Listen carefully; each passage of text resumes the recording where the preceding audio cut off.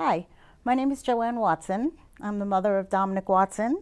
He's 26, nonverbal, autistic, the love of my life.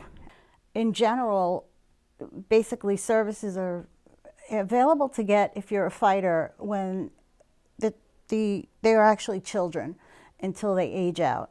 When they reach 21, they literally fall off a cliff. The pandemic has presented so many issues that even I, who is the hugest fighter, has not been able to combat.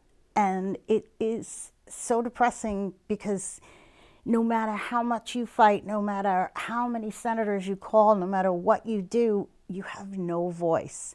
So, aside from all the challenges that you have trying to make sure that your child is living his best life, getting his needs met as far as learning how to speak and interact and hopefully get a job in the world.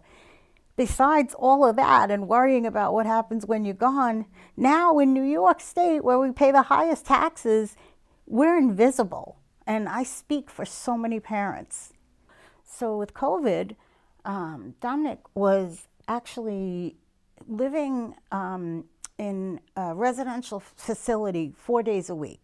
So I would bring him on Mondays, and then I would pick him up on Fridays, and he would come home. And during the weekend visits, so to speak, they called me when COVID hit, and they said, he can't come back. So I was like, okay.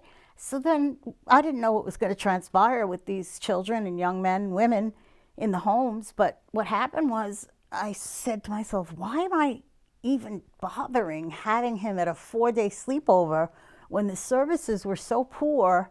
The day program was what I was fighting most, just to get him a quality day program while, trying to give him that interaction.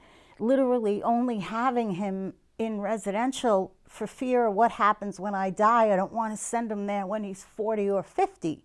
He needs that experience and needed it, and he got it. So what happened with COVID was when I realized what I was doing, it was like a light went off. I said, there's no point. I'm sorry. I know I had to give up my life completely. The weekends were one thing when I had 4 days to do everything else. But I just gave up my life completely and said, he's coming home and he's never going back until I'm not here to take care of him. And after that, it's just been a constant battle just to find a day program. When I met Captain Cornicelli, he immediately took to Dominic like a lot of people don't. And I don't mean that in a mean way. It's just that when you have somebody who's nonverbal, a lot of people act like they just don't exist. And the captain was so kind to Dominic, and he got to know me for no reason. There was nothing that he wanted from me or I really wanted from him.